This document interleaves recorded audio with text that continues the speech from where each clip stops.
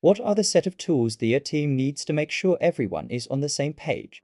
The one tool that is going to help them be a better company is the turtle diagram. Here are the basics of what a turtle diagram is. The first three tools really force leadership within an organization, the decision makers, the owners, the executive management, whatever you want to call it, to sit down and say, are we aligned as leaders? And are we willing to provide the resources needed to achieve this plan? And then tools 4 through 12 are really more kind of functional tools. So if you're in purchasing, part of the purchasing process is people requesting you to buy pens, pencils, raw material, whatever. People having the role of approving that before it gets purchased, and there's a lot of players there. But so what are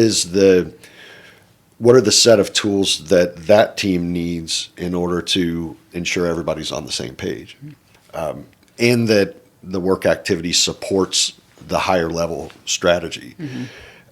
I think one of the biggest intersections of kind of disconnect that companies get happens to fall in the tool number 4 that we have, which is the turtle diagram. So you were going there. I mean, if there's one tool that companies could, draw on the whiteboard that's going to help them be a better company, it's that one tool. It's what are the key inputs we need? What are the key outputs that's expected? Let's just stick with purchasing. Well, a timely review and approval of a purchase requisition, so I have a purchase order number so I can order stuff. So mm-hmm.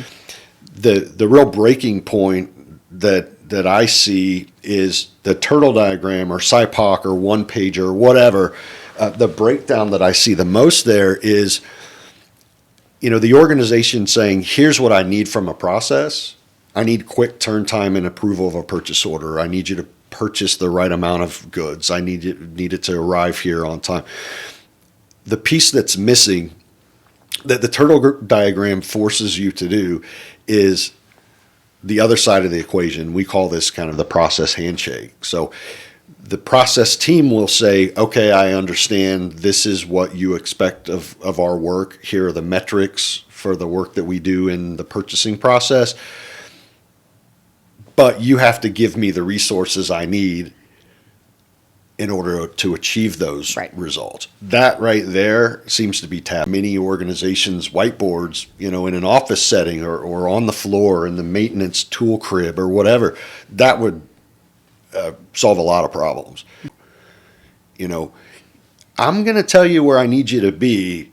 And oftentimes I'll use the analogy of, okay, I need you to be at LAX airport, Los Angeles, by midnight tonight. Okay, are you going to give me a plane ticket? Is somebody else going to cover my duties while I'm gone? Who am I meeting with? Why am I going? What am I supposed to take? When I get there, who am I supposed to meet with? Do I collect money when I hand them the briefcase? Shut up, just do it doesn't really work. So, I think that's one of the key elements right in the heart of our methodology with the 12 tools is it forces that reality of saying, okay, at a lower level, at an implementation level, all these implementation teams within an organization, we expect them to do this to support the strategy, but, are we being realistic about what we're giving to them to make it happen? Yeah. Just pausing on that one tool, that one conversation, is a huge improvement for the way companies run. And yeah, did you see we sold one this morning? We sold a turtle diagram this morning. Yeah. That's awesome. Cool. Yeah, I mean, hopefully we become, and we kind of have become the turtle diagram people, like turtle people. I love turtles. I think it's awesome. I think it's a good metaphor, and especially for sustainability and risk protection and that sort of thing. But my hope is to teach teams how to use a turtle diagram. How do you use this one-page process flow so that, okay, if something changes on the left side, on the input side, you're being realistic about how that's going to affect the output side. You're going to go, we're not going to meet our on-time delivery because the company's going to be shut down for 3 days because of holidays, or there's a hurricane coming, or there's snow coming. So it's the ability to be realistic and look at that teeter-totter between what's expected performance-wise and any changes to the inputs, the resources. Just merely putting that up as a visual communication tool is a language itself, and it helps to make sure everybody's on the same page. Yeah. I knew you were going to go with turtles. Yeah, I mean, I love turtles.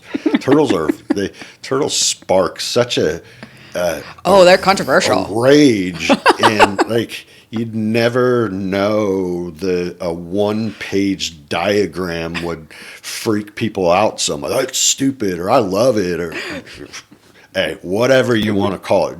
Take out a piece of paper, a crayon, write somewhere in a central location how things are supposed to work, and call it whatever you want to call it. I don't know. Yeah. But We call it turtles, and we call it turtles. Tupac diagram. yeah.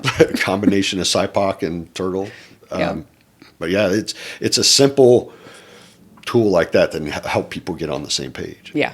Like you wouldn't bring an orchestra together and say, well, we're not going to have sheet music.